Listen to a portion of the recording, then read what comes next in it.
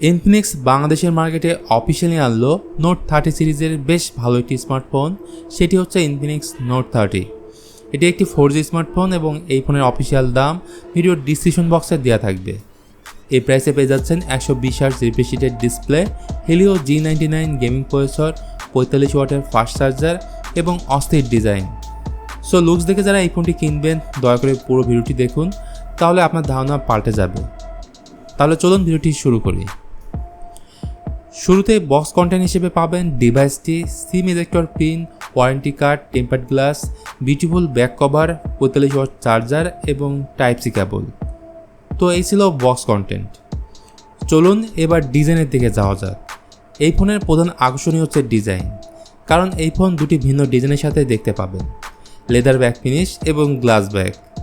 Infinix Note 30 তিনটি কালারে পাওয়া যাবে, সানসেট গোল্ড, ম্যাজিক ব্ল্যাক এবং ইন্টারস্টেলার ব্লু।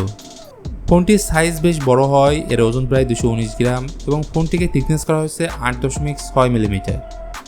এছাড়া ফোনটির ডান দিকে রয়েছে ভলিউম রকার ও পাওয়ার বাটন, বাম দিকে রয়েছে সিম কার্ড ট্রে, উপরে dual stereo speaker with JBL এবং নিচের দিকে থাকছে main speaker, USB type C port, microphone ও অডিও জ্যাক। এর পাশাপাশি যারা বাজেট ফোনে বেটার সাউন্ড কোয়ালিটি চান, আই থিঙ্ক তাদের জন্য আইডিয়াল চয়েস হবে ইনফিনিক্স নোট 30, কারণ এই ফোনের মাল্টিমিডিয়া এক্সপিরিয়েন্স হবে অন্য এক লেভেলের। সেই সাথে এই ফোন IP53 ওয়াটার এবং ডাস্ট রেজিস্ট্যান্স, মানে পানির ছিটে ফোটা লাগলেও ফোনের তেমন কোনো সমস্যা হবে না। চলুন আরও ভিতরের দিকে যাওয়া যাক। ফোনটির সামনের দিকে আসলে দেখতে পাবেন বেশ বড় সাইজের একটি ডিসপ্লে, 6.67 ইঞ্চির FHD+ IPS LCD প্যানেল। এই ডিসপ্লেতে ব্যবহার করা হয়েছে 120 হার্জের ফাস্ট রিফ্রেশ রেট। আরও ভালো ব্যাপার হচ্ছে এই ডিসপ্লেতে থাকছে 580 নিটস পিক ব্রাইটনেস এবং 240 হার্জের টাচ স্যাম্পলিং রেট। আর চিন এবং বেজেল আমার কাছে এভারেজে মনে হয়েছে। বাকিটা আপনিই বলুন এই ডিসপ্লেটি ওভারঅল আপনার কাছে কেমন লেগেছে। একটি ফোনের সব থেকে মেজর পার্ট হচ্ছে সেই ফোনের পারফরমেন্স। তো পয়সা হিসেবে এই ফোনে ব্যবহার করা হয়েছে মিডিয়াটেক হেলিও G99, যেটি 6 ন্যানোমিটার বেস আর্কিটেকচারে বিল্ড করা অক্টোকর প্রসেসর। সেই সাথে এই ফোন এইটি মাত্র ভেরিয়েন্টের সাথে বাংলাদেশের মার্কেটে দেখতে পাবেন।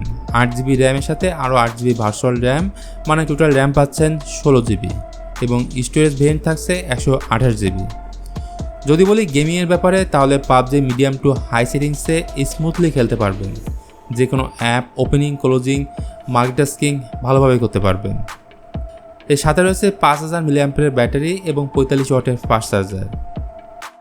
যারা ক্যামেরা লাভার আছেন তাদের জন্য ইনফিনিক্সের এই ফোনে রয়েছে ট্রিপল ক্যামেরা সেটআপ, যেখানে মেইন ক্যামেরাটি 64 মেগাপিক্সেল।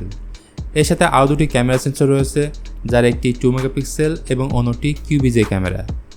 আর ফ্রন্ট সেলফি ক্যামেরাটি হলো 16 মেগাপিক্সেলের। তো ভিডিওগ্রাফি নিয়ে বললে সামনে এবং পেছনের ক্যামেরা দিয়ে 2K 30fps ভিডিও রেকর্ড করা যাবে। অপারেটিং বা ওএসের ক্ষেত্রে এই স্মার্টফোনে পাবেন out of the box Android 13 based on XOS 13। এখানে বেশ কিছু ব্লুটুথ অ্যাপস দেখতে পাবেন, যদিও আপনি আনইনস্টল করে দিতে পারবেন। ভালো দিক হচ্ছে এই ফোনে 1 বছরের অ্যান্ড্রয়েড আপডেট এবং 2 বছরের সিকিউরিটি আপডেট পাবেন।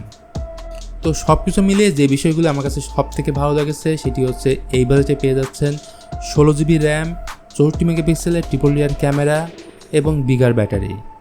তবে উইক দিক নিয়ে বললে এই ফোনে থাকলে অবশ্যই ভালো হতো অ্যামোলেড ডিসপ্লে এবং আল্ট্রা ওয়াইড ক্যামেরা, তাহলে ডিসেন্ট একটি স্মার্টফোন অবশ্যই বলা যেত। ভিডিওটি ভালো লাগলে please hit the like button, share করতে পারেন আপনার বন্ধুদের সাথে। আজকের মতো আমি মিথুন এখানেই বিদায় নিচ্ছি, সবাই ভালো থাকবেন।